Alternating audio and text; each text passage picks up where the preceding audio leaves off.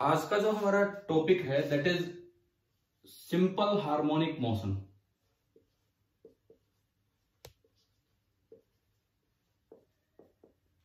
या इसको आप शॉर्ट में एसएचएम बोल देते हैं, सिंपल हार्मोनिक मोशन या फिर एसएचएम। और हम इसको ऑप्टिक से रिलेट करके पढ़ेंगे, चीजों को ऑप्टिक से रिलेट करके चलेंगे कि भी किस तरह से है। सबसे पहली बात, एसएचएम कैसा मोशन है, मतलब कौन से मोशन को हम सिंपल हार्मोनिक मोशन बोलते हैं। पहला point, it is an oscillatory motion. सबसे पहली बात यह आती है कि ये एक ऑसिलेटरी मोशन होता है। दूसरी बात, अगर आप उसे एसएचएम बनाना चाहते हैं तो लार्ज एम्पलीट्यूड के एसएचएम नहीं बन पाते हैं, तो एम्पलीट्यूड जो होगा मीन पोजीशन से एक्सट्रीम पास ही होंगी, वो स्मॉल ही मिलेगा, नहीं तो वो एसएचएम नहीं बन पाएगा।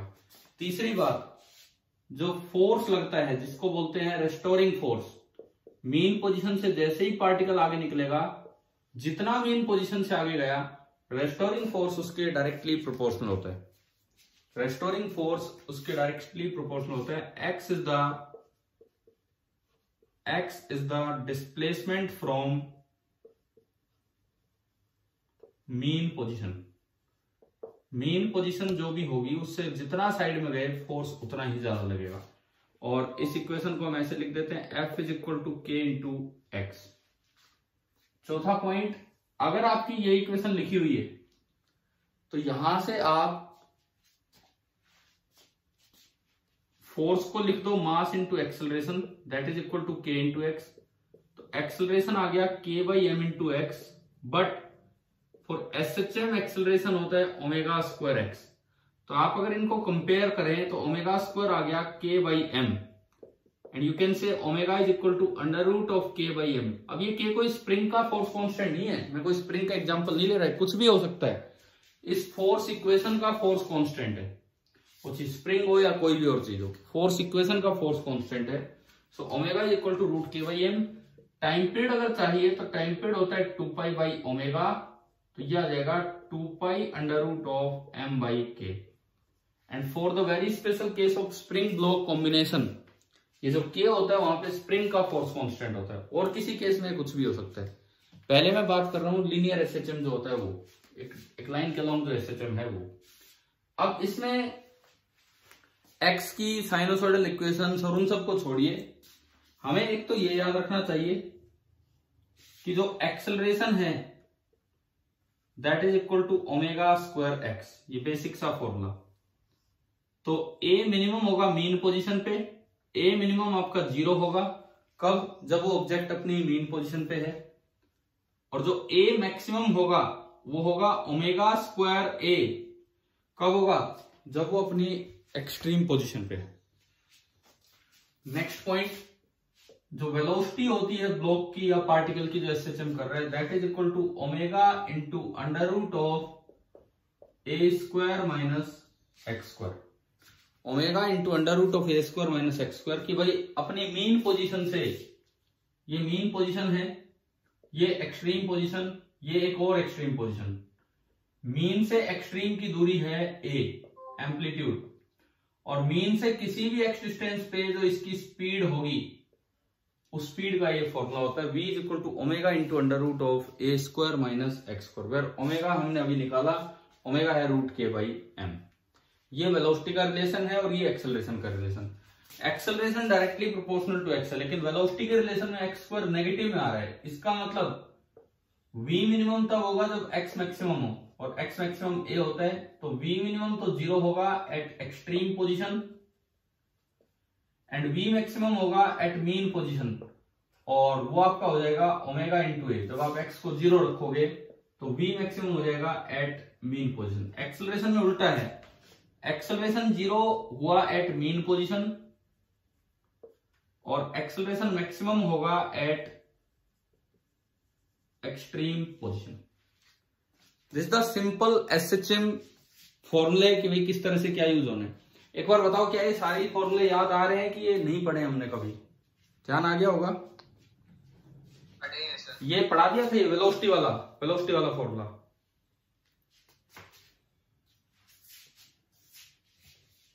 हाँ जी, ये हो चुका ये वाला एक्सप्रेशन।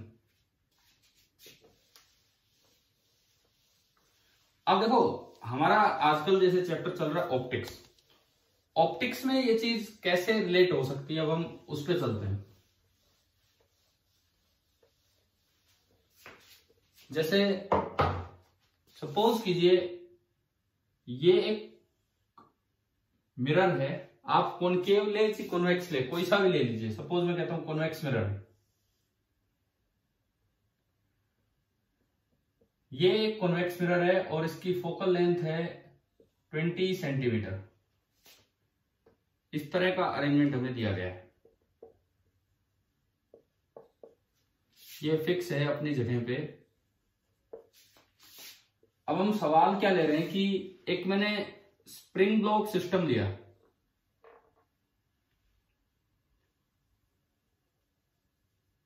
और ये स्प्रिंग अभी अपनी नेचुरल लेंथ में है, स्प्रिंग अभी अपनी नेचुरल लेंथ में है, और इस समय जो ब्लॉक है वो यहां रखा गया है। 2 kg का ब्लॉक है,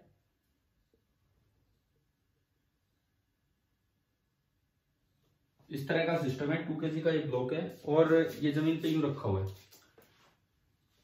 और इसको हमने थोड़ा डिस्टर्ब कर दिया कि ये ऑसिलेट करने लगा, ये SHM करने लगा इस तरह से, और इसको जो यहां वेलोसिटी दी, यहां से धक्का देके इसको एक वेलोसिटी दी हमने, मान लो एक हमें के भी चाहिए इसका, कोई क्वेश्चन नहीं है मेरे पास, मैं जस्ट अभी बना के वैल्यूज लिख रहा हूं कुछ भी इसमें सोच के। ये अपनी नेचुरल लेंथ में है और जो इसका के है दैट इज के इज 2 न्यूटन पर मीटर। के आपको दिया है 2 न्यूटन पर मीटर, ये आपको दे दिया। अब देखो यहां से इसको एक वेलोसिटी दी है, और जो वेलोसिटी दी है दैट इज 5 सेंटीमीटर पर second.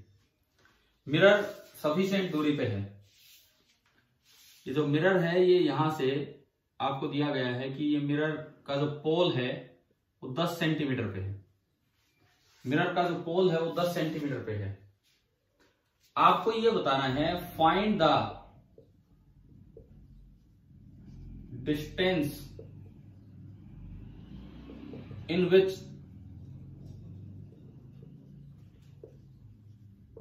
the image oscillates, the image of block oscillates, कि इस ब्लॉक की जो इमेज है वो कितनी दूरी में ऑसिलेट करेगी, इस ब्लॉक की इमेज कितनी दूरी में ऑसिलेट करेगी, ये हमारा ये काम है। मतलब इसमें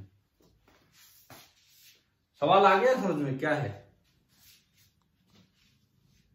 भाई, ब्लॉक ऑसिलेट कर रहे हैं, हमें ब्लॉक तो ऑसिलेशन होगा। देखो मैंने क्या किया है, इधर से तो SHM ले लिया और उधर से ऑप्टिक्स ले ली, तो आपसे इमेज की जो SHM होगी उसका एम्पलीट्यूड मतलब कितनी दूरी में वो ऑसिलेट कर रहा होगा ये हमें बताना है। तो देखो शुरू में ब्लॉक कितनी दूर है, अभी ब्लॉक कितनी दूर है यहां से मिरर से 10 सेंटीमीटर। अगर कोई सोचे मैं इस वक्त इमेज निकालूं तो निकाल लो, किसी काम की नहीं हो पर निकाल लो, कोई बात नहीं। तो आपने मिरर इक्वेशन लगाई 1/v plus 1/u is equal to 1/f। तो 1/v v हमें निकालना है, प्लस 1/u, u अभी है -10 इज इक्वल टू 1/, इसकी फोकल लेंथ पॉजिटिव 20, ये उधर जाके जुड़ा तो 1/v is equal to 1/10 plus 1/20, LCM आया 20, 2 + 1 3, तो v आपका आ गया 20/3 सेंटीमीटर। इसका मतलब इस वक्त जो इमेज बनी है वो 20/3 सेंटीमीटर पे बनी होगी, 20/3 सेंटीमीटर। तो ये तो होगी इमेज की मीन पोजीशन, ये इधर से इसकी मीन पोजीशन ये रखा आराम से, और वो इमेज की। अब इसको स्पीड दे दी 5 सेंटीमीटर पर सेकेंड। आपको ये निकालना पड़ेगा कि इसका एम्पलीट्यूड कितना होगा, क्योंकि कहां तक ये जाएगा उस वक्त मैं इमेज निकालूं, फिर कहां तक वापस आएगा उस वक्त इमेज निकालूं, तब जाके पता लगेगा कि भाई क्या हो रहा है क्या नहीं हो रहा है। ठीक है, ये जो मैंने अभी निकाला ये हमारे किसी काम का नहीं है, कर दिया कोई बात नहीं, आपने निकाल लिया कि जब ये मैं कह रहा हूं कि जब ये अपनी मीन पोजीशन पे था तो इमेज यहां बनी। अब यूं बताओ एसएचएम से थोड़ा सोच के कि यहां से कैसे निकालें कि कहां तक ये जाएगा, एम्पलीट्यूड कितना होगा, जहां जाकर रुकेगा वही एम्पलीट्यूड होगा। तो देखिए तरीका सुनो, ये मीन पोजीशन पे इसकी वेलोसिटी कितनी है 5 सेंटीमीटर पर सेकेंड। अब मीन पोजीशन पे जो वेलोसिटी होती है, मीन पोजीशन पे वेलोसिटी मैक्सिमम होती है और मीन पोजीशन पे वेलोसिटी होती है ओमेगा इंटू ए। पढ़ा ना अभी हमने थोड़ी देर पहले। ठीक है, ओमेगा भी हम पढ़ के आए। ओमेगा कितना होता है किसी भी सिस्टम का ओमेगा? भाई देखो F बराबर के एक्स, स्प्रिंग में तो के स्प्रिंग कांस्टेंट ही होता है। F को हमने लिखा एम ए बराबर के एक्स, फिर M को नीचे ले गए, A बराबर के बाई एम इंटू एक्स, लेकिन A होता है ओमेगा स्क्वायर एक्स, तो ओमेगा स्क्वायर के बाई एम। तो ओमेगा कितना हो जाएगा? Omega under root of k by M. अच्छा, अगर कोई बच्चा ऐसे ना करे तो हमने आपको ये बताया हुआ है पहले कि time period of spring block system होता है 2 पाई रूट एम बाई के। बताओ ये बताया है? Time period of spring block system होता है 2 पाई रूट एम बाई के। तो ओमेगा यहां से निकाल लो, ओमेगा यहां से निकाल लो, ओमेगा बराबर 2 पाई बाई टी। तो 2 पाई से तो 2 पाई कट गया और टी हो गया रूट के बाई एम। तो ये आपका ओमेगा निकल के आया रूट के बाई एम। अब देखो मैंने वैल्यू ऐसी दी है, ये भी 2, के भी 2, एम भी 2, तो 2/2 का अंडर रूट, यानी कि एसआई यूनिट में ओमेगा सिंपली आपका क्या निकल के आया 1। ओमेगा आपका आ गया 1।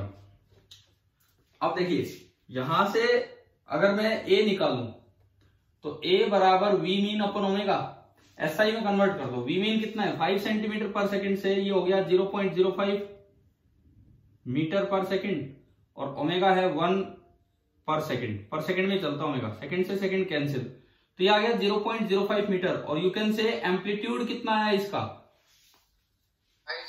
5 सेंटीमीटर। मतलब मुझे ब्लॉक की दो पोजीशन समझ में आ गई कि ब्लॉक भाई ज्यादा से ज्यादा 5 सेंटीमीटर आगे जाएगा। अगर ब्लॉक 5 सेंटीमीटर आगे जा रहा है, ये 10 है, ये 5 गया, तो ये कितना बचा 5 ही बचा ना मिरर से। ठीक है, और इधर भी 5 सेंटीमीटर इधर आएगा, और जब 5 सेंटीमीटर इधर आ लेगा, जब 5 सेंटीमीटर इधर आ लेगा ब्लॉक, तो मिरर से कितनी दूर हो जाएगा 15।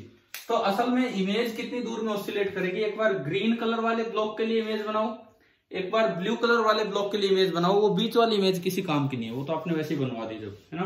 तो अब देखो पहले मैं इस एक्सट्रीम के लिए इमेज बनाता हूं।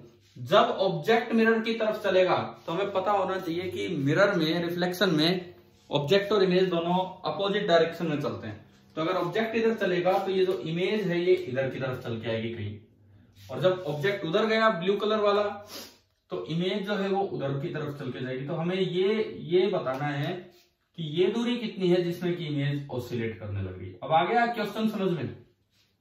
Yes sir. ठीक है, अब देखो एक बार पहली बार मैं ग्रीन के लिए ले रहा हूं, इस एक्सट्रीम के लिए। यू कितना है इसके लिए, मिरर के लिए -5, तो इसको तो भूल ही जाओ। यू आपने रखा -5, वो इसको उधर ले गए तो प्लस का 1/5, एलसीएम लिया 20, तो 4 + 1 5, 5/20 4, तो वी आपका आया 4 सेंटीमीटर। तो ये पहली बार आ गया समझ में कि मिरर से कितनी दूर इमेज बनी है। तो आपको ये दूरी पता लगी कि ये दूरी है 4 सेंटीमीटर। अब एक बार जो ब्लू कलर वाला ऑब्जेक्ट है उसके लिए देखते हैं। ब्लू कलर वाला ऑब्जेक्ट जो इधर वाली एक्सट्रीम होगी ब्लॉक की, कितनी दूर है मिरर से 15, ये 15 सेंटीमीटर दूर है। तो इसके लिए यू हो जाएगा -15, तो -1 नहीं -15, तो ये उधर जाके +15। अब एलसीएम 60, 15 4 और 3 7, तो वी आपका आ गया 60/7, यानी कि ये जो दूरी है वहां तक जहां तक इमेज गई दैट इज 60/7। ये किसी काम की नहीं है बीच वाली, ना तो ये बिल्कुल बीच में रहेगी ना कुछ और, ये हमारे किसी काम की नहीं है। देखो ये इस तरह ऑसिलेट कर रहा है कि बिल्कुल जितना इधर गया इतना इधर गया। क्या इमेज ऐसा ऑसिलेट कर रही है? आप देखो ये दूरी 4, ये 20/3, तो ये दूरी कितनी बची, ये गैप रेड कलर से ये वाला गैप 20/3 माइनस 4 8/3, तो ये गैप तो आया 8/3। और अब इधर वाला गैप निकालो, इधर वाला गैप ये पूरा 60/7 और ये 20/3, तो ये कितना बचा 60/7 माइनस 20/3, 7 3 21 6 180 माइनस 140 40/21, ये आपका आ रहा है 40/21। तो क्या दोनों बराबर आ रहे हैं? नहीं है। इसका मतलब उधर इस तरह से नहीं होगा, इस तरह का एसएचएम नहीं होगा उधर की ये बीच में है तो वो मीन पोजीशन भी बीच में, वो एक ऑसिलेटरी मोशन है सिंपल इमेज का। अब देखो इनका सवाल था वो डिस्टेंस निकालो जितनी दूर में इमेज ऑसिलेट कर रही है, तो क्या इस पोजीशन को निकालने की जरूरत थी क्या, ये बीच वाला 20/3? हाँ बिल्कुल नहीं थी। आपको क्या करना है 60/7 में से 4 घटा देना है तो ये दूरी आ जाएगी। तो जब आप 60/7 माइनस 4 करेंगे तो 7 4 28, 28 और 2 30, तो ये आया 32/7 सेंटीमीटर। बताओ क्या ये क्वेश्चन आ गया समझ में?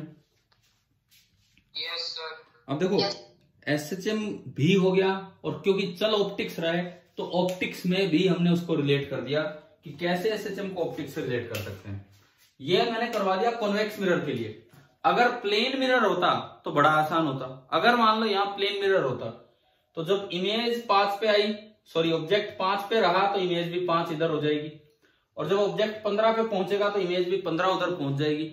यानी कि जितना इसका स्पैन है, स्पैन मतलब कितनी दूरी में घूम रही है, देखो ना 5 इधर 5 इधर, 10 में घूम रही है, 10 में घूम रहा है ना ये ग्लोब ऑब्जेक्ट। तो अगर प्लेन मिरर होता तो जो इमेज है वो भी 10 में ही घूमती, 10 सेंटीमीटर में। लेकिन अभी इमेज 10 से कम में घूम रही है इस तरह से। ऐसे ही कॉन्केव मिरर के लिए भी आ सकता है। तो आप बताओ ये इस तरह के क्वेश्चंस कर लोगे आप? Yes sir. ठीक है। इसमें अगर आपको एसएचएम की जानकारी नहीं है तो ये होता ही नहीं, सवाल ही सोल्व नहीं होता भाई। जब तक आपको ये ना पता हो कि ये वेलोसिटी ये ऐसे निकालते हैं तब तक तो आप ये क्वेश्चन कर ही नहीं पाओगे ना। ठीक है, तो ये तो हो गया लीनियर एसएचएम। क्लियर हुआ भी लीनियर एसएचएम? Yes sir. मैंने स्प्रिंग के कॉम्बिनेशंस आपको पढ़ाए हैं, वो जो नोट्स हैं मैंने भेजे भी हैं आपके पास, उसमें देख लेना, अपनी कॉपी से रिवाइज कर लेना। करवा रखे हैं स्प्रिंग के सीरीज कॉम्बिनेशन, पैरेलल कॉम्बिनेशन, ये सब। Yes sir. हाँ तो वो अपना थोड़ा रिवाइज कर लेना भी वहां से। ठीक है। और जो नोट्स एक बच्चे ने भेजे उसमें वो सब नहीं आया, रेजोनेंस वो भी तो पढ़ाया था प्लस 1 में ना 9th में।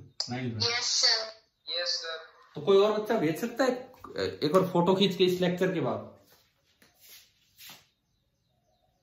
है क्या आपके पास 9th के लिखे हुए ठीक ठाक? Yes sir. तो एक काम करना, एसएचएम के कंप्लीट आपको 5-10 मिनट लगेंगे, कंप्लीट उसकी फोटो खींच के जो 9th में हमने पढ़ाया था आपको वो पूरा आप भेजना, फिर मैं वो ग्रुप पे शेयर करूंगा। और इस वीडियो के साथ, ये वीडियो जैसे अपलोड करेंगे तो इसके साथ वो लिंक भी कर देंगे वो चीजें। ठीक है, तो जरूर भेजना इस क्लास के बाद। अब देखो, अब हम चलते हैं लीनियर एसएचएम के बाद एंगुलर एसएचएम की तरफ, और उसमें हम बस एक ही पढ़ रहे होते हैं, सिंपल पेंडुलम। एंगुलर एसएचएम में हम एक ही पढ़ रहे होते हैं, and that is the simple pendulum. Simple pendulum में क्या होता है, एक मासलेस स्ट्रिंग होती है और एक पॉइंट मास होता है जिसको बॉब बोलते हैं, BOB, पॉइंट मास, जो यहां पे अटैच होता है। मासलेस स्ट्रिंग और एक पॉइंट मास, ये यहां पे अटैच होता है। अगर इस स्ट्रिंग की लंबाई L है और आप इसको छोड़ दें ऑसिलेट करने के लिए फॉर स्मॉल एम्पलीट्यूड, ये एम्पलीट्यूड थीटा नॉट होता है और theta naught angular amplitude small है, तो जो एसएचएम होगा उसका टाइम पीरियड होता है 2π√L/g। पढ़ा है ना ये फॉर्मूला? ठीक है। जो इसका ओमेगा होगा angular frequency of SHM 2π/t, तो 2π/t करेंगे तो वो आ जाएगा √g/L। और वो सारे इक्वेशंस लीनियर से एंगुलर में कन्वर्ट हो जाएंगी, जो हम आगे चल के हायर क्लास +1 वगैरह में पढ़ रहे होंगे वो चीजें जाके, तो बहुत ज्यादा उनकी डेप्थ में भी नहीं जाना है। इस पे किस तरह के क्वेश्चंस आ जाते हैं, इस पे आपके एनटीसी लेवल पे किस तरह के क्वेश्चंस आ सकते हैं जो मैंने उस समय पढ़ाया था। जैसे मैं एक बार फिर से रिवाइज करवाता हूँ। आप झूले में बैठे झूल रहे हो, देखो क्या ये time period mass of the Bob पे डिपेंड कर रहा है क्या? बिल्कुल नहीं कर रहा। तो आप झूल रहे थे, आपके बगल में कोई और बच्चा आके बैठ गया, तो उससे लेंथ ऑफ द पेंडुलम तो चेंज ही नहीं हुई। Length of the pendulum change ही नहीं हुई तो आपका टाइम पीरियड क्या रहेगा? बिल्कुल सेम, मास बढ़ गया। दूसरी बात, आप झूले पे झूलते हुए खड़े हो गए, वहां पे उसी पे जो भी वो फट्टा लगा उस पर आप खड़े हो गए। अब पूछा जाए कि टाइम पीरियड में क्या फर्क पड़ेगा, तो ये एल दरअसल क्या है? L is the separation between point of suspension and centre of mass of the Bob. Centre of mass जैसे हमारी बॉडी का ऑलमोस्ट सेंटर मान लो, तो अगर आप खड़े हो गए तो आपका सेंटर ऑफ मास थोड़ा ऊपर हो गया। सेंटर ऑफ मास थोड़ा ऊपर हो गया तो पॉइंट ऑफ सस्पेंशन से सेंटर ऑफ मास की दूरी बढ़ी की कम हुई? कम होगी। और कम होगी तो टाइम पीरियड क्या हो जाएगा? कम हो जाएगा। ठीक है, टाइम पीरियड कम होने का क्या मतलब है? ऑसिलेशन स्लो हो गया कि ऑसिलेशन फास्ट हो गए? फास्ट हो गए। टाइम पीरियड कम होने का मतलब जल्दी जल्दी ऑसिलेशन होने लग रहे, ऑसिलेशन फास्ट हो गए। अच्छा, उसके बाद एक वो मटके वाला सवाल भी करवाया था, है ना भाई? ध्यान देना ये। Yes sir. कि ये पूरा भरा हुआ है पानी से और ये ऑसिलेट कर रहा है, पूरा भरा हुआ है पानी से और ये ऑसिलेट कर रहा है। तो शुरू में इसका सेंटर ऑफ मास बिल्कुल बीच में है, तो ये कुछ इतनी दूरी एल हो जाएगी और T pi root L by g से ऑसिलेट कर रहा होगा। फिर क्या हुआ? इसमें एक होल हो गया और इससे धीरे धीरे पानी निकलने लगा। अब जब पानी निकलने लगा तो मैंने उस समय भी पूछा था, ये जो मटका है इसमें हमेशा नीचे वाला हिस्सा भरा रहेगा, जो भी पानी निकलेगा वो गैप कहां बनेगा? ऊपर से। ऐसा थोड़ी होना कि नीचे का पानी निकल गया तो नीचे गैप बन गया, वो तो नीचे होता जाएगा। अगर गैप ऊपर बनेगा तो थोड़ी देर में ये पानी ऐसा हो जाएगा, यहां कम हो गया और यहां नीचे ज्यादा है। तो मास ऊपर कम है, नीचे ज्यादा है, तो सेंटर ऑफ मास थोड़ा नीचे हो गया, थोड़ा ऊपर हो गया, नीचे। सेंटर ऑफ मास नीचे होने का मतलब एल बढ़ गया। एल बढ़ गया इसका मतलब टाइम पीरियड भी इंक्रीज हो गया, है ना? टाइम पीरियड भी इंक्रीज हो गया। उसके बाद देखो ये थोड़ा और नीचे आएगा, टाइम पीरियड और इंक्रीज होगा। लेकिन जैसे ही सारा खाली हो लेगा, अब सेंटर ऑफ मास कहां गया? जैसे ही सारा खाली हुआ, सेंटर में, बिल्कुल सेंटर पे, तो फिर दोबारा से एल कम हो गया। यानी कि इस केस में क्या होगा? पहले टाइम पीरियड कुछ होगा, धीरे धीरे टाइम पीरियड बढ़ेगा। टाइम पीरियड बढ़ेगा तो मतलब ऑसिलेशन स्लो होंगे, धीरे धीरे टाइम पीरियड और बढ़ेगा, जब तक ये खाली ना हो टाइम पीरियड बढ़ता रहेगा, ऑसिलेशन बिल्कुल स्लो होता जाएगा। और जैसे ही खाली होगा फिर से ऑसिलेशन फास्ट हो जाएगा और पहले वाले टाइम पीरियड पे ही आ जाएगा। करवा रखे हैं शायद इस तरह की चीजें, है ना? क्वेश्चंस के साथ सीपीपी वगैरह दिए थे आपको, क्लियर है ना ये सारी बातें?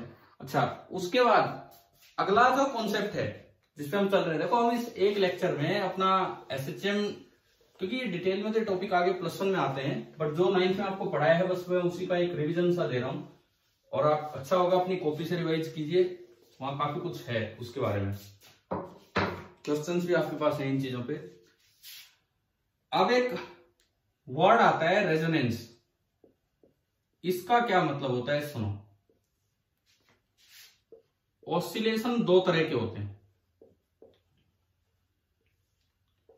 ऑसिलेशन दो तरह के होते हैं। एक को बोलते हैं फ्री ऑसिलेशन या नेचुरल ऑसिलेशन भी बोल देते हैं,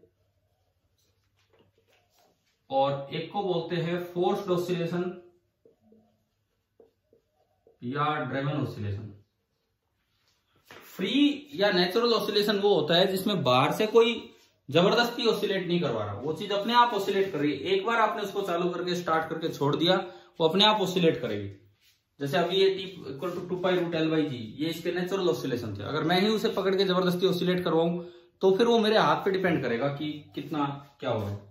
अब देखो इनमें जो सिस्टम ऑसिलेट करता है उसे बोलते हैं नेचुरल फ्रीक्वेंसी ऑफ ऑसिलेशन। इनमें जो सिस्टम ऑसिलेट करता है वो ऑसिलेट करता है अपनी नेचुरल फ्रीक्वेंसी के साथ। लेकिन फोर्स्ड या ड्राइवन फ्रीक्वेंसी में वो सिस्टम अपनी नेचुरल फ्रीक्वेंसी से ऑसिलेट नहीं कर पाता है, उसे ऑसिलेट होना पड़ता है बाहर का जो सोर्स है उसकी ड्राइविंग फ्रीक्वेंसी से। उसे ऑसिलेट होना पड़ता है बाहर का जो सोर्स है उसकी ड्राइविंग फ्रीक्वेंसी से। इससे ऑसिलेट होना पड़ता है। तो अब देखिए इस केस में, इस पर्टिकुलर केस में अगर ड्राइविंग फ्रीक्वेंसी मैच कर जाए नेचुरल फ्रीक्वेंसी से, आप इतनी फ्रीक्वेंसी दे दें कि driving frequency natural frequency of the system से मैच कर जाए, तो वहां पे amplitude of oscillations become large and इस वक्त कहते हैं कि क्या हो गया है उसमें, इस वक्त कहते हैं कि क्या हो गया उसमें, रेजोनेंस हो गया। ये मतलब है रेजोनेंस का। आया ना समझ में? देखो इसका एक एग्जांपल, झूले पे कोई झूल रहा है, आप अपने एफर्ट से झूल रहे हो, वो आपकी नेचुरल फ्रीक्वेंसी है। अब कोई आया आपको धक्का देने, तो वो उसकी ड्राइविंग फ्रीक्वेंसी है। अगर आपकी झूलने की फ्रीक्वेंसी और उसकी धक्का देने की फ्रीक्वेंसी मैच कर जाए, जब आप आगे जाना चाह रहे हो वो तभी आगे फोर्स लगा देता है, फिर उतनी देर में फिर लगा देता है, तो उस समय एम्पलीट्यूड मतलब कितनी ऊंचाई तक आप जाएंगे वो सबसे ज्यादा हो जाएगा। इस तरह से होता है। अच्छा, इस पे ना लास्ट ईयर मैंने एक एक्सपेरिमेंट करवाया था लैब में। आपकी क्लास को तो नहीं लेके गए होंगे, आपके साथ किया था ये एक्सपेरिमेंट रेजोनेंस दिखाने के। वो +1 मेडिकल को लेके गए थे। तो हमने लैब में क्या किया था सुने, मैं अब आपको यहां बताता हूं, क्योंकि वो एक्सपेरिमेंट आपके शायद या तो एनटीसी में आ चुका हो क्वेश्चन, या वैसे बुक्स में दिया होगा इनमें, रेजोनेंस की बुक्स और इन सब में। वो +1 एनसीईआरटी टेक्स्ट बुक की एक एक्टिविटी है जो हमने वहां करवाई थी।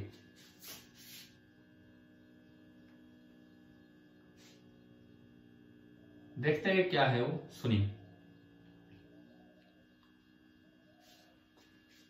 हाँ जी वीरेंद्र जी सुन रहे हो क्या?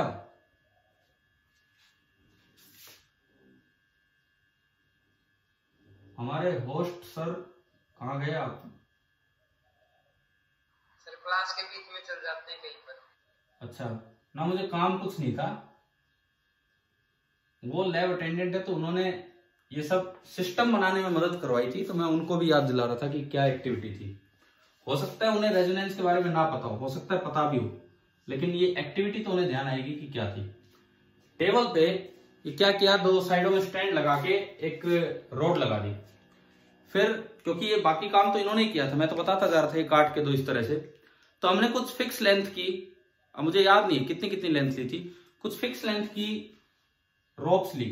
जैसे एक रोप ली, वो यहां बांध दी और उसके साथ एक मास अटैच कर दिया। पॉइंट मास होते हैं लैब में, पहला ये। दूसरी रोप ली थोड़ी इससे बड़ी लेंथ की, वो बांध दी और यूं। तीसरी रोप ली थोड़ी इससे छोटी लेंथ की और तीनों के साथ कोई भी मास अटैच कर दिया। इस तरह से हमने किया।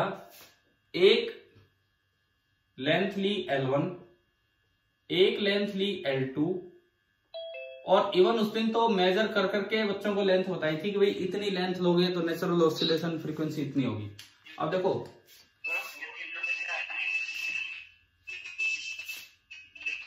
टाइम पीरियड 2π√L/G, तो यहां से जो ओमेगा होगा that was coming out to be G/L, ये ओमेगा था। अब देखो मैं इनको ऑसिलेट नहीं करवा रहा था, ये ऊपर हमने रोड नहीं ली थी, ऊपर रोड ना लेके एक रस्सी ली थी, ऊपर रोड ना लेके एक रस्सी ली थी, एक रस्सी बांधी थी यूं, ताकि एक को चलाए तो बाकी तक एनर्जी पहुंचे। अब मैंने क्या किया, एक ड्राइविंग लेंथ ले ली इन तीनों में से किसी भी एक के बराबर। सपोज मैंने ये लिया L4 and L4 is equal to L1, ये मैंने लिया। तो यूं बताओ L4 का ω4 कितना होगा, √G/L4 है ना। ये हमने ऊपर एक स्ट्रिंग ली, अगर स्कूल खुलते हैं नियर मतलब अगले कुछ दिनों में, तो मैं आपको एक्टिविटी लैब में भी दिखा दूंगा कि किस तरह से होता है, बल्कि यहां से रेजोनेंस एकदम समझ में आ जाता है कि भाई क्या चीज है। तो इसमें क्या होता है, अब सुनो, इन तीनों को आप मत डिस्टर्ब कीजिए, क्योंकि इनको डिस्टर्ब करके छोड़ दिया वो तो इसके नेचुरल ऑसिलेशन है, इसको डिस्टर्ब करके छोड़ दिया वो इसके नेचुरल ऑसिलेशन है, रेड वाले को डिस्टर्ब किया वो उसके नेचुरल ऑसिलेशन है। आप इनको डिस्टर्ब मत कीजिए, इनको पड़े रहने दीजिए ऐसे, ये सिस्टम है अलग अलग। इसको ड्राइविंग सोर्स बनाओ। हमने क्या किया, इसको डिस्प्लेस करके छोड़ दिया, इसको डिस्प्लेस करके छोड़ दिया, बल्कि इस एक्सपेरिमेंट में पहले मैंने ये फॉर्मूला कंफर्म करवाया था बच्चों से। सबसे पहले ये फॉर्मूला कंफर्म करवाया था हमने, कोई ऐसी लेंथ ली जिससे कैलकुलेट होके, जैसे मान लो टी आ रहा है कुछ भी सेकंड, 2 सेकंड, 3 सेकंड, 5 सेकंड इस तरह का, या 1 सेकंड, तो हमने इसको ऑसिलेट किया और स्टॉप वॉच से टाइम पीरियड मेजर किया। टाइम पीरियड जैसे 5 ऑसिलेशन का मेजर कर लिया, फिर उसको 5 से डिवाइड किया तो 1 का टाइम पीरियड आ गया, और वो मैच हो रहा था इस फॉर्मूले से। तो पहले तो हमने ये फॉर्मूला वेरीफाई किया था कि हाँ भाई यही फॉर्मूला है। अब देखो अब क्या होगा, आप जैसे ही इसमें ऑसिलेशन स्टार्ट करोगे, इसके ऑसिलेशन आपने स्टार्ट किए, बाकियों के नहीं किए, इसकी वजह से स्प्रिंग, ये जो रस्सी है वो रस्सी हिलेगी तो इनके भी ऑसिलेशन स्टार्ट होंगे। इसके ऑसिलेशन के कारण रस्सी हिलेगी तो इनके ऑसिलेशन स्टार्ट हो जाएंगे। तो इनके ऑसिलेशन वो करवा रहा है वो, तो इनके नेचुरल ऑसिलेशन है कि फोर्स्ड ऑसिलेशन है? फोर्स्ड ऑसिलेशन है। जब फोर्स्ड ऑसिलेशन होते हैं तो सिस्टम अपनी नेचुरल फ्रीक्वेंसी से ऑसिलेट नहीं करता है। जब फोर्स्ड ऑसिलेशन होते हैं तो सिस्टम को ऑसिलेट होना पड़ता है साइड वाले की फ्रीक्वेंसी से, मतलब ड्राइविंग फ्रीक्वेंसी से, और उसकी फ्रीक्वेंसी ये। अब देखो इसकी खुद की फ्रीक्वेंसी तो कितनी है, omega natural 1 under root of angular frequency की मैं बात कर रहा हूं G/L1। इसकी खुद की नेचुरल फ्रीक्वेंसी कितनी है, omega natural 2 under root of G/L2। इसकी कितनी है, omega natural 3 under root of G/L3। यूं बताओ ये तीनों अपनी नेचुरल फ्रीक्वेंसी से ऑसिलेशन स्टार्ट करेंगे या सोर्स की फ्रीक्वेंसी से स्टार्ट करेंगे? सोर्स की से। ये वाला ओमेगा N2 से नहीं ऑसिलेट होगा, ये वाला इस एंगुलर फ्रीक्वेंसी से ऑसिलेट होगा। ऐसे ये वाला भी उससे और ऐसे ये वाला भी उससे। लेकिन इसमें जो हम लोगों ने देखा, पूरी 11th क्लास ने जो देखा उस एक्टिविटी में, क्या देखा कि थोड़ी देर में आफ्टर 2, 3 और 10 सेकेंड्स ये नई ऊंचाइयों पे पहुंचने लग जाता है, और ये दोनों थोड़े थोड़े ऑसिलेट हो रहे होते हैं, और ये बहुत ज्यादा मतलब बड़ा क्लियर नजर आता है उसमें एक्टिविटी में। आपने इसको ऑसिलेट करके छोड़ा, 5 से 7 सेकंड में आपको ऐसा नजर आएगा कि ये दोनों तो थोड़ा थोड़ा ऑसिलेट हो रहे हैं या ना के बराबर हो रहे हैं। ये तकड़े जोश में आ रहा होता है। क्यों, क्या हो रहा होता है इसमें, क्यों ऐसा हो रहा है? क्योंकि आपने L4 और L1 दोनों क्या लिए हैं, इक्वल लिए। L4 और L1 इक्वल लेने का मतलब है कि जो ड्राइविंग फ्रीक्वेंसी है वो मैच कर रही है सिस्टम की नेचुरल फ्रीक्वेंसी से, और जब ड्राइविंग फ्रीक्वेंसी सिस्टम की नेचुरल फ्रीक्वेंसी से मैच कर जाती है तो उस वक्त सिस्टम में रेजोनेंस हो जाता है, और उसके रिजल्ट्स, उसके एम्पलीट्यूड बहुत ही हाई आने लग जाते हैं, and this is called resonance. क्या ये समझ में आया? ठीक है।